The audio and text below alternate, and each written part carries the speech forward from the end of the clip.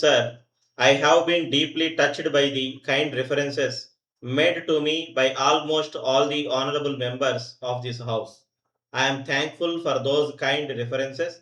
The task of replying to the budget discussion has been made easy by the intervention of the Chief Minister, who dealt with many of the difficult points raised.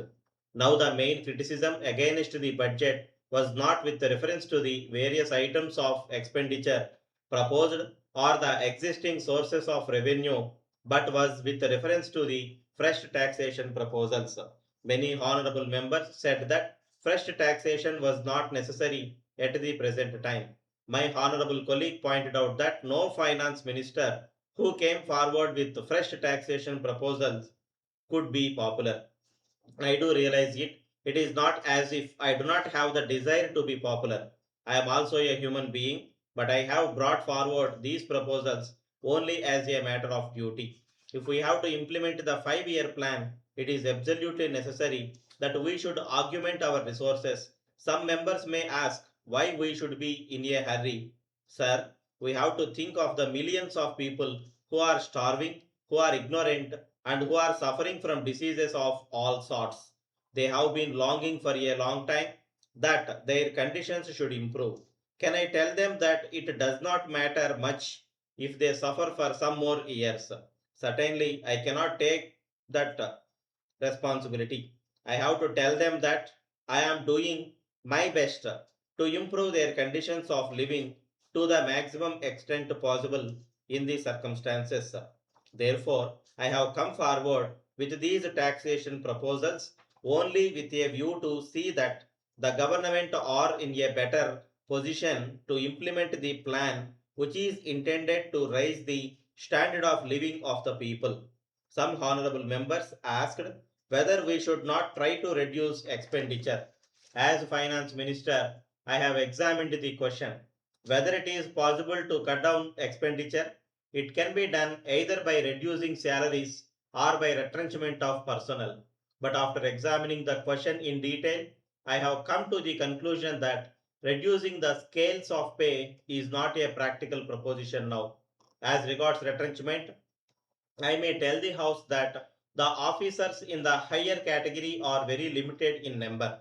After the separation of Andhra, we have combined many posts into one post, but in spite of partition, the amount of work which has to be turned out by the various heads of departments has not gone down considerably. We have also to take into consideration the fact that we cannot send away persons who have been in our employ for a long time. Therefore, it is not possible to effect further retrenchment in the higher cadre of personnel. Coming to the low paid personnel, there is already acute unemployment and the position is becoming more and more difficult. If we send these persons out, we will be only adding to the number of unemployed persons. Therefore, there is not much scope for retrenchment and reduction of expenditure on that account. I now come to the vexed question of sales tax. It is not as if the chief minister and other ministers are unaware of the difficulties of the merchants in the administration of the sales tax law. But in spite of that, we are unable to introduce the single point tax immediately because of the difficulties involved. If we introduce it, there will be a very large reduction in our revenue. We have to remember that sales tax is our main source of revenue and that it has come to stay. Therefore, we are not in a position to give it up. But we have got to evolve methods which would make the working of this measure easy and not difficult for the people who have to pay the tax. That should be our aim. I would invite honorable members to make concrete suggestions in that direction instead of simply advising the government to give up this tax or convert it immediately into a single point tax. This year, we have given relief in respect of certain articles because we realized the difficulties involved in collecting the sales tax with reference to those articles. Demands are now made that this and that article should be exempted from sales tax.